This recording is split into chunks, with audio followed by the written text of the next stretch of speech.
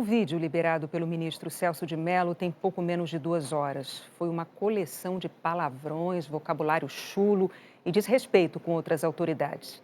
Pelo menos 37 palavrões foram ditos, 8 pelos ministros, 29 só pelo presidente Bolsonaro.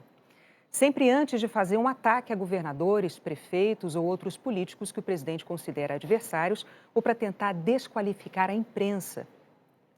Jair Bolsonaro também recorreu a palavras de baixo calão para impor ordens ou para cobrar atitudes dos ministros presentes. Há uma semana, o presidente Bolsonaro tentou se antecipar. Ele disse, abre aspas, tem palavrão, tem, é meu jeito de ser, fecha aspas. E ontem ele reforçou. Ali tem muito palavrão, eu brinco com os ministros, chamam de gordo, fecha aspas.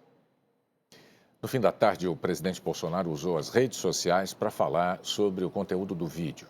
Ele publicou 21 minutos da reunião e escreveu, abre aspas, mais uma farsa desmontada, nenhum indício de interferência na Polícia Federal, fecha aspas. Bolsonaro repetiu o versículo da Bíblia que já usou diversas vezes. Conhecereis a verdade e a verdade vos libertará. Agora à noite, o presidente Jair Bolsonaro falou com a imprensa e voltou a dizer que o vídeo da reunião não tem qualquer prova da tentativa de interferência dele nas investigações da Polícia Federal. Qual parte do vídeo contenha a mínima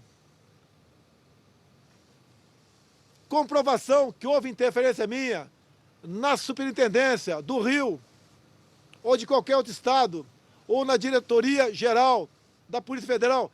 Zero, não tem nada. Isso é um tiro na água, sequer um tiro de festim, foi um traque. Durante a entrevista, o presidente da República disse que o governador do Rio de Janeiro, Wilson Witzel, queria a cabeça dele. E dá a entender que soube por amigos policiais no Rio de Janeiro que haveria operação contra um filho dele com provas que seriam plantadas. O presidente não disse em que circunstâncias ou em qual investigação e afirmou que pediu ajuda ao então ministro Moro para ser blindado, mas não foi atendido. Sabiam do problema do governador que queria minha cabeça a todo custo, que o objetivo dele é ser presidente da República, né? E para isso tinha que destruir a minha e minha família, o tempo todo vivendo sob tensão, né? Possibilidade de busca e apreensão na casa de filho meu, onde provas seriam plantadas. Levantei isso, graças a Deus, eu tenho amigos policiais civis e policiais militares no Rio de Janeiro, que estavam sendo armados para cima de mim. Moro, eu não quero que me blinde, mas você tem a missão de não deixar eu ser chantageado. Nunca tive sucesso para nada. A defesa do ex-ministro Sérgio Moro disse que recebeu com respeito e serenidade a liberação do conteúdo da reunião. A decisão do ministro Celso de Mello, segundo a defesa, possibilita que autoridades e a sociedade possam constatar a veracidade das afirmações de Moro ao deixar o governo. A defesa de Sérgio Moro disse ainda que a decisão ressalta o avanço democrático brasileiro, coibindo qualquer tipo de arroubo autoritário e reafirmando a soberania dos valores da Constituição. O conteúdo da reunião ministerial teve repercussão rápida e ampla.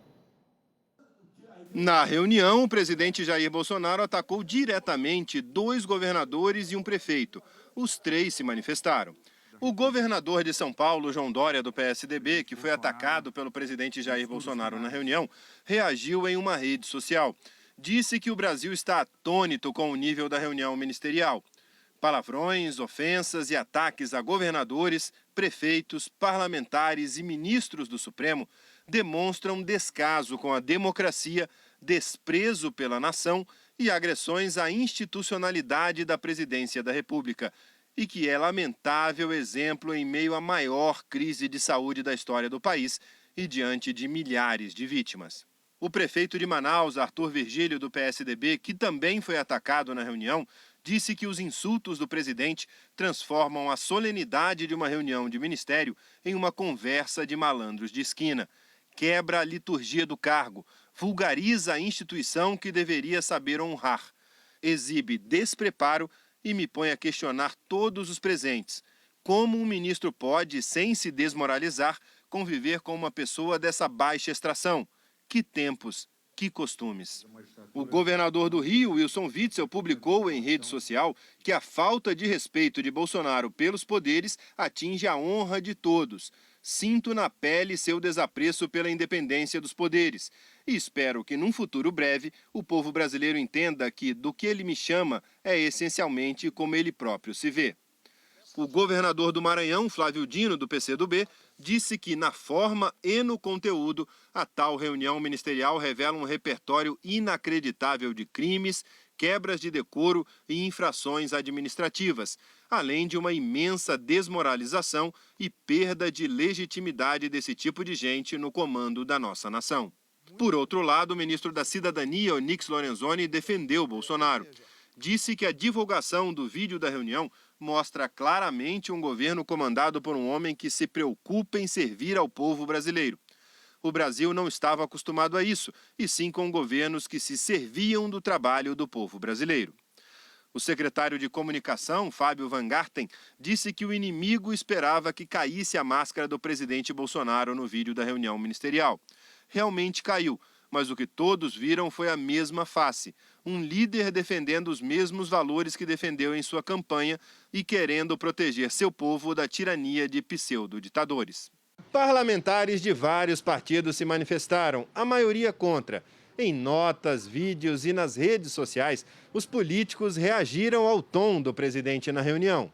A líder do PSL na Câmara, Joyce Hasselmann, disse: "Eu sempre tive vergonha de participar das reuniões. Jair Bolsonaro admite a tentativa de troca em determinados cargos para proteger a família e amigos."